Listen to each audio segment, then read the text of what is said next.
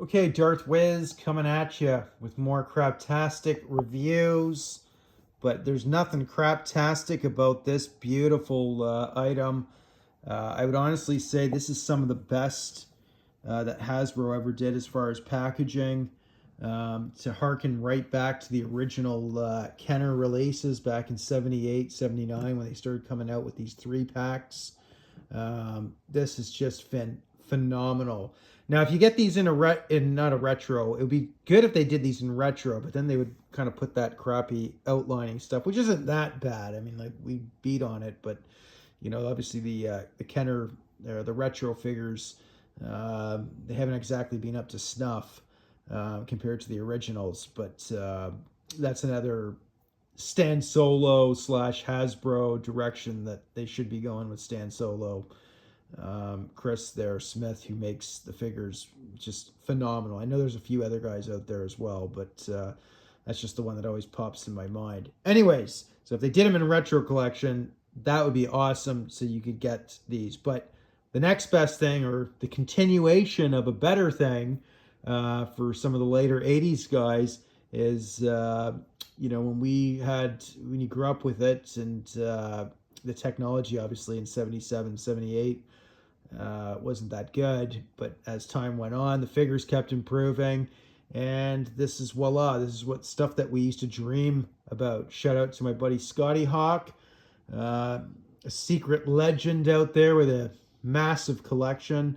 Anyways, but he understands this stuff as far as the figures go far better than I do. For me, it's more about display. I'm starting to get into the loose, but anyways.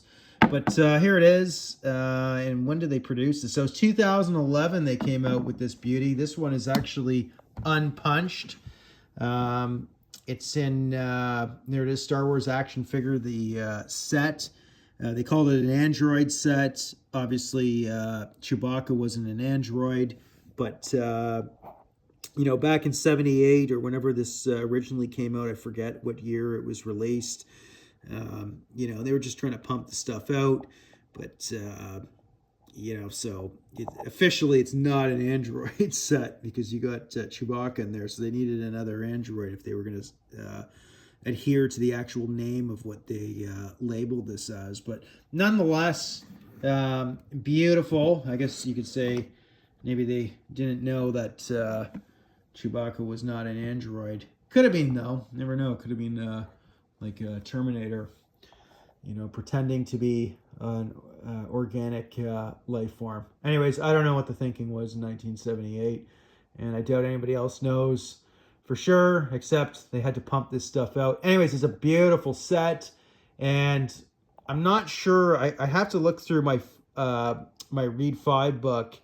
Obviously, there's a lot more knowledgeable people, like that remember the Kenner line, or know the information exactly when these were released. This may have came out in 80 too. 1979, 80, just before Empire was going, or maybe it was even after. I can't remember, but I'm pretty sure they started coming out with these sets in 78, 79. By memory, I do remember the Empire Strikes Back sets in the stores back in like 82, I think, and early 83. But nonetheless, look how beautiful this set is. Look at that. Just incredible. Great lineup. And then obviously they've, Imperial Commander. This is a great one with Dengar. And this is really nice. Now, there is a 9-pack set that I have not picked up. I've been meaning to. It's on the list. It's a must-have. And there's a few other of these sets that I need to get. But Hasbro was killing it back then, and I really wish I was collecting back then because I had no idea they were doing this stuff. But anyways, it gives you an idea of how beautiful this is.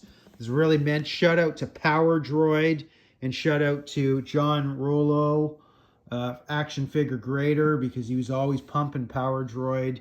And this is the second item I was able to pick up from Power Droid. And again, shout out to John for letting me know about K-Shells, because I was purchasing, I purchased it off him directly, But this set is actually, this acrylic case is actually, I actually got this in an order from Fourth Moon Toys. So it's good that K-Shells does a fantastic job. This is pretty close to mint. I would say 85. I think that's the closest to a bit of a little ding on the whole thing. I would say probably an 85, maybe 85 plus. It's pretty near mint, if not mint. You know, it depends on the definition of what you want to consider mint. But I would think this is just immaculate. It's a beautiful piece, a must-have. Geez, I would pick up seconds and thirds of these. I wish, I regret not being collecting back then, because I would have loved to have set up an original box display set and had a bunch of these as sort of like a centerpiece, or when I set up my collection room or whatever, because it would have been so much more affordable. But it would be awesome if they did these in the retro collection. But, you know, preferably, I think if anything, this is a shout out to Stan Solo to start doing some of these. And I got some Stan Solo stuff that's going to be coming up on my channel in the next couple weeks or whatever. But I've been meaning to swing back, you know, go around on the merry-go-round back and picking up more stuff from him. So, but anyways, this is one of the best pieces out there. I would go out and get one of these. I love the display of these. Obviously, we got it. Apparently, we got a new Chewbacca coming out, and that's a beautiful C-3PO vac metal. There, you can see the R2 is amazing. I mean, for a 2011, I mean, obviously this figure of Chewbacca has come out like, I mean, God knows how many times, but it's still a great sculpt. It's gonna be interesting what they do with him now. I'm fine with him as it is. Yeah, sure, there's always new updates are great, but nonetheless, you know, I mean, always buying new stuff, you know, there's always an argument with that. Anyways, this video has gone on. I'm ranting too much. These are beautiful sets. Go out, find them, pick them up if you can, if you want them. It's a hell of a lot more inexpensive picking up this set than picking up these sets from, you know, the original Kenner line. If you followed Jeff Jacobs' auction at Hakes, one of his items just went there. One that I was very tempted to bid on and spend a fortune. And it was one of my favorite sets that I have in this. You know, it's, do I spend $100 on a set, US or whatever, or do you spend, you know, 100 times that, you know? But anyway, so I'm not sure. I'm pretty sure this particular set, I wonder what it goes for and how many there are out there. These are beautiful.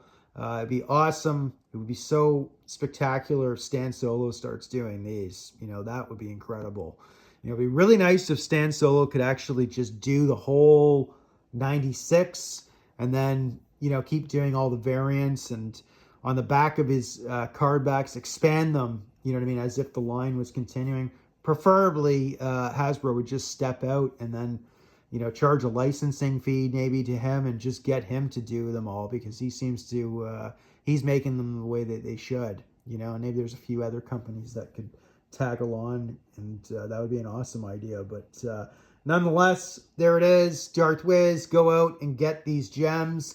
If you're an original trilogy guy and you don't have hundreds of thousands of dollars that you can just throw away, buying some of these items, this is probably not only the next best option, but it's just, in many ways, it's just as good, and it harkens right back to the original stuff. So buying stuff like this just makes me so excited getting this. It just, it just blows my mind. Cheers.